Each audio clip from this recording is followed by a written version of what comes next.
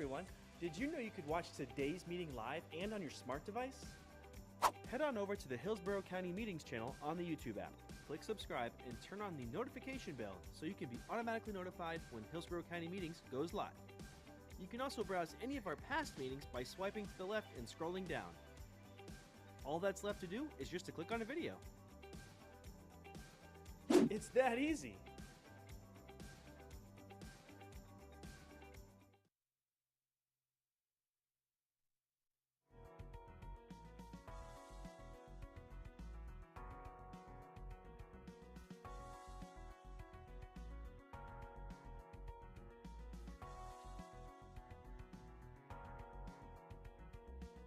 Tampa Bay is like no place else. Wait, you can't recycle the bag?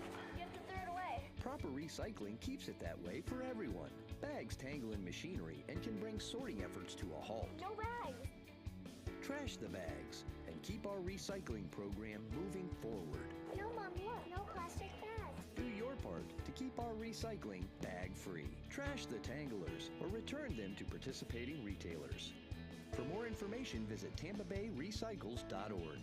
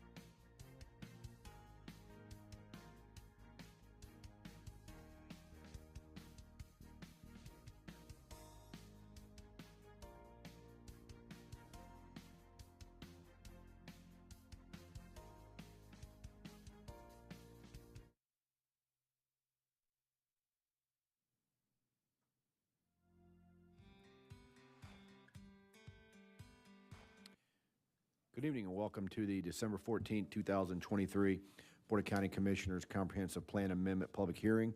The Board of County Commissioners will consider the adoption of a future land use map amendment to the comprehensive plan, and will also concurrently consider the proposed rezoning of a property that is the subject of the future land use map amendment.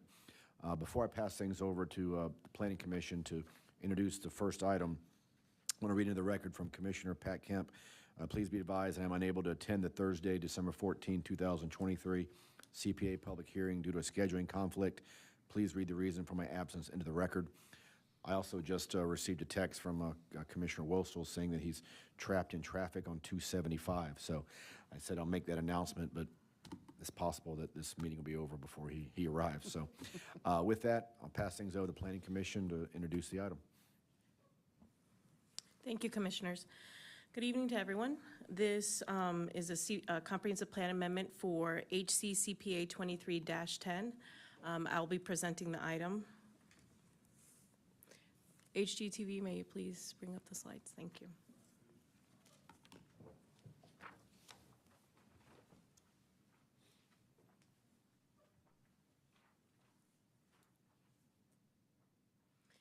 All right, Carla Llanos with the Planning Commission staff.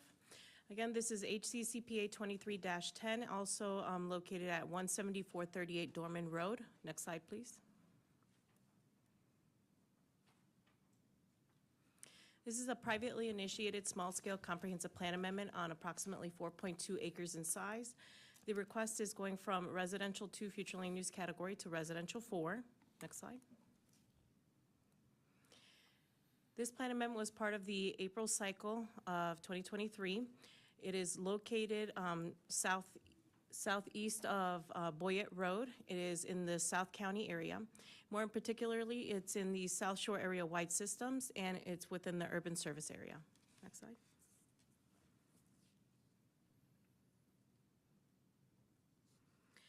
Now, the subject site is directly west of Boyette Road. It's north of Dorman Road, and it's east of Egret Landing Place. Now, the property has frontage on Dorman Road, and it abuts a large utility easement, which is located to the east. North, northeast, and east of the subject site are agricultural use, large lot, single-family residential uses. Now, over to the west, northwest, and southwest is the Fishhawk single-family cluster development. You have this cluster development creates like a development pattern that resembles average densities between 4 to 6 dwelling units an acre. Now, to the southeast is Channing Park, which is another single-family residential subdivision. So overall, the area that you see on your screen is predominantly clustered single-family. And now located over to the west, you do have a large or a TECO utility easement, which is about 100 feet wide. As you can see, directly east of that utility easement, you'll start to see the transition over to a little lesser densities or more rural-like. Next slide, please. Here we have a view of the subject site, which is north on Dorman Road. Next slide. Here we have an eastbound view of Dorman Road as well, on Dorman Road, I should say. Next slide. And this is a southeast view of the property at the entrance. Next slide. And then this is a vinyl fencing right along the west and northern boundary, which is abutting the single-family residential subdivision. Next slide. The adopted future land use category is residential 2.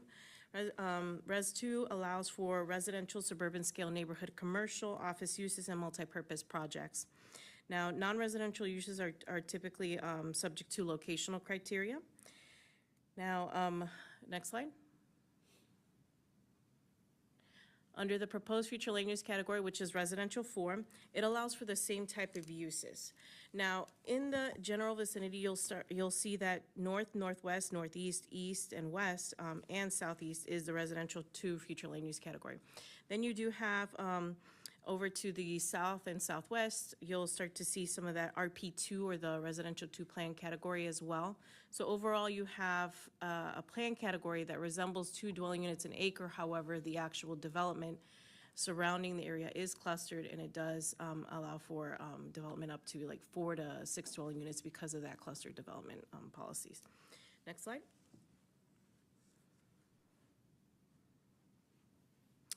Now, under the existing future land use category, you can obtain up to 8 dwelling units or 45,000 square feet of non-residential use. And under the proposed, you can reach up to 16 dwelling units or 45,000 square feet of non-residential use. Overall, the non-residential does stay the same. There is a slight increase in the development potential in terms of density. Next slide.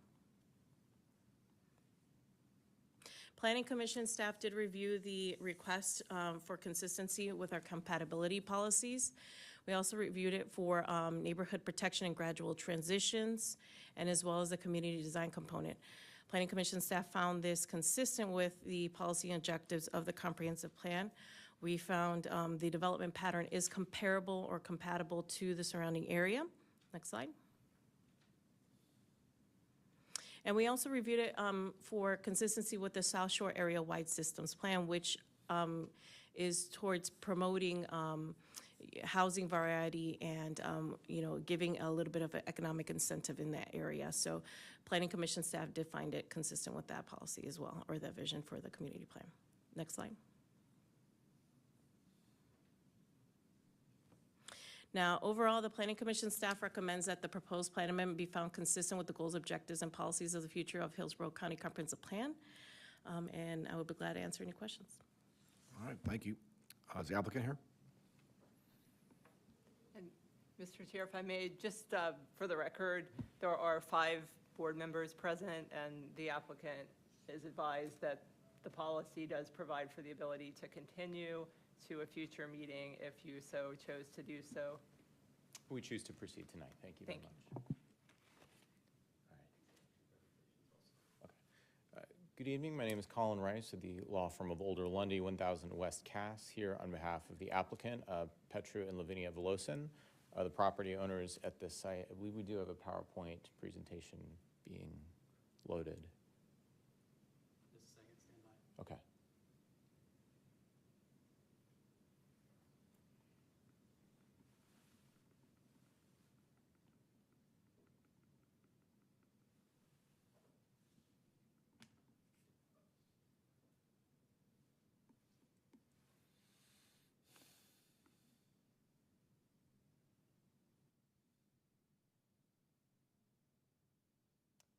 The other one.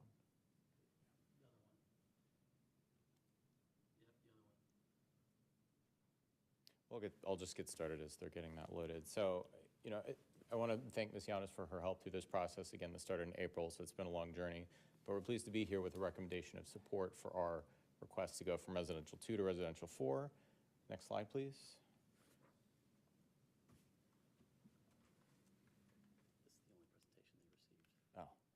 We'll just keep going. It's okay.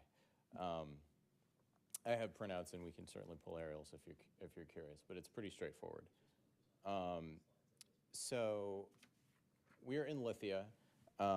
Again, as Ms. Yanis had alluded, it immediately abuts a TECO-owned property that flanks a 100-foot wide utility easement. So to the extent that there is concern about compatibility, it is closely clustered with existing relatively dense single-family residential, and buffered nicely to the less dense properties to the east. Okay. So the density is pretty similar to the Fishhawk Ranch development. Again, we think that this is a compatible and appropriate 4-acre pocket for this part of the county. Of course, back in June and July, I'm sorry, I'm jumping around, having trouble with these slides. So we did hold a neighborhood meeting. It was widely supported. There was no opposition. They appreciated what we were doing, appreciated the chance to discuss. There was no known opposition at that time. And of course, Planning Commission voted to recommend approval.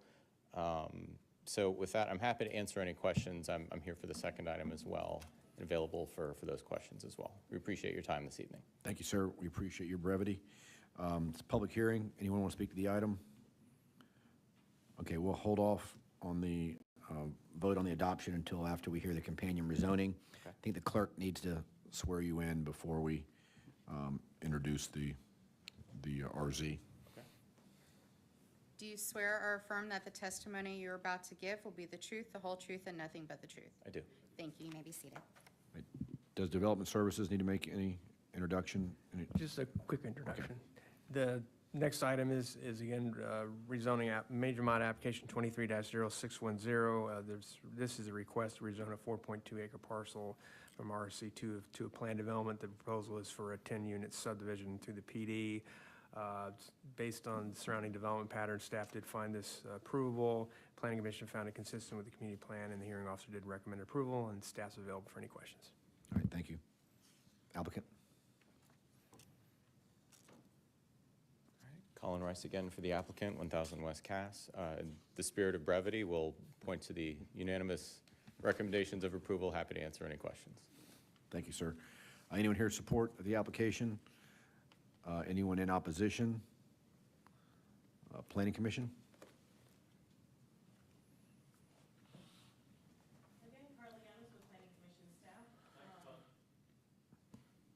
Carla Llanos with Planning Commission staff. Now, this rezoning, we reviewed it for consistency, obviously, with the comprehensive plan. This does have the companion comprehensive plan amendment. There were a few items that we wanted to make sure that it was on the record. One of them being it's in the staff report.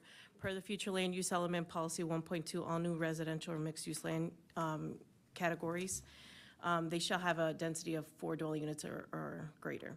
So essentially, since this property is in that urban service area, they're required to reach at least 75% of that, of the density.